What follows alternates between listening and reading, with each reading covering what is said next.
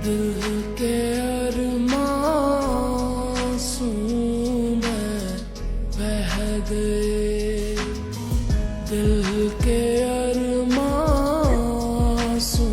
মা, আসো আসো, বসো।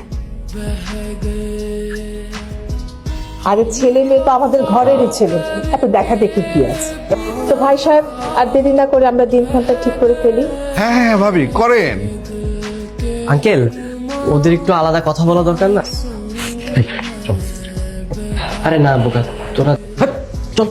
বোকা আমাকে তোমার পছন্দ হয়েছে? তোমাকে পছন্দ হওয়ার কারণটা জানতে চাও? বলো তো কেন? ল সাবজেক্টটা আমার খুব পছন্দ।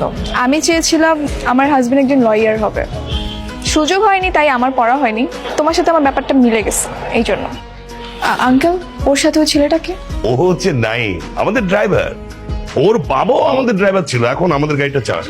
খুব ভালো ছেলে। কিন্তু ড্রাইভার হলো না, আমাদের বাড়িতেই ও ছোট থেকে বড় হয়েছে, আমার ছেলের মতো। আঙ্কেল, হয়েছে কি, অর্ণব বলতে চাচ্ছিল যে আমার হবু ভাবি মনিকা কোথায় আছে, কখন আসবে। এই সবসময় আমাকে ফাঁসি দিস কেন? আমি বলছি তো একবারও বলতে এগুলি। আরে এত উতলা হওয়ার কি আছে? অস্থির হচ্ছিস কেন? আসবে, সে আসবে তো। বিয়ের ডেটটা একটু বেশি দেরি হয়ে গেল না? কোনোভাবে কি আগানো যায়? আমার বন্ধুত্ব তর্স হচ্ছে না। আসছে মনে হয়।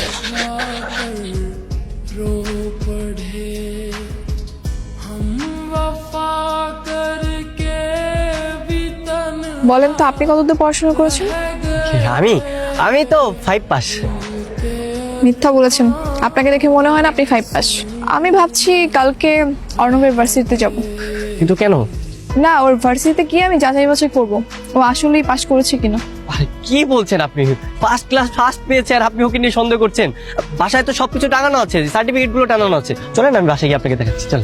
সেগুলো তো মিথ্যাও হতে পারে, আমি সরাসরি গিয়ে জানতে চাই। যাচাই করতে চান না?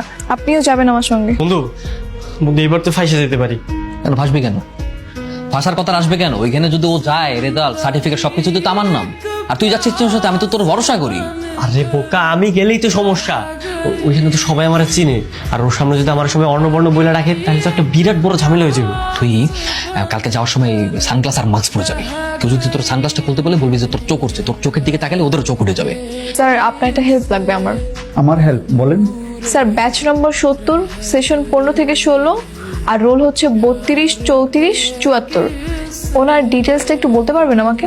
ও অর্ণব চৌধুরী, পিতা হুসাইন চৌধুরী। জি। কি ব্যাপার, আপনার এরকম অবস্থা কেন?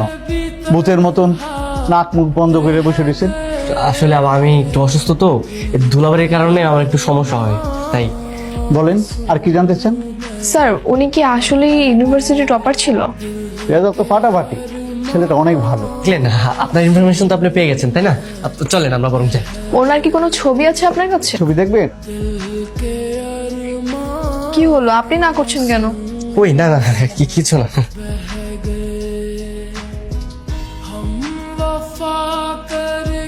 দেখেন, এই ব্যাপারটা যে এইভাবে আপনার কাছে প্রকাশ পাবে আমি না কখনো কল্পনাতেও ভাবিনি। তাছাড়া একটা সার্টিফিকেট তো মানুষের জীবনে সবকিছু হতে পারে না। অর্ণব সত্যি খুব ভালো মনের একজন মানুষ, ও আপনাকে অনেক ভালোবাসে। আর ওর বাবার যা আছে, ও চাকরি করতে হবে না, ও বসে বসে খেতে পারবে। আমি তো সেটাই চাই না। আমি কেন একজন আলালের ঘরে দুলালকে বিয়ে করব? আমি যাকে বিয়ে করব সে হবে একজন মেধাবী কর্মজীবী ছেলে, অনেস্ট সত্যবাদী, যে একজন নিরপেক্ষ আইনজীবী। কিন্তু অর্ণব, ও তো এটা কিছুই না, পুরোটাই উল্টো। না একজন সত্যবাদী, না একজন আইনজীবী। অর্ণব আপনাকে অনেক ভালোবাসে, বাবার কোনো টাকা পয়সা কমতে নেই। আর অর্ণব তুই? মানে হ্যাঁ, এখানে এসেছিলাম। আরে এই মেয়েটা সেই মেয়েটা না যাকে তুই প্রথম থেকে প্রেমে পড়ে গিয়েছিলি?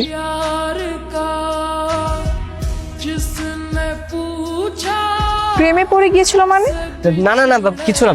এই কি বলছিস সেগুলো? কিছু না মানে? ওই তো তুই আর আমি গাজীপুর গেলাম ঘুরতে, তারপর প্রথম দেখলি, ছবি তুলে রাখলি।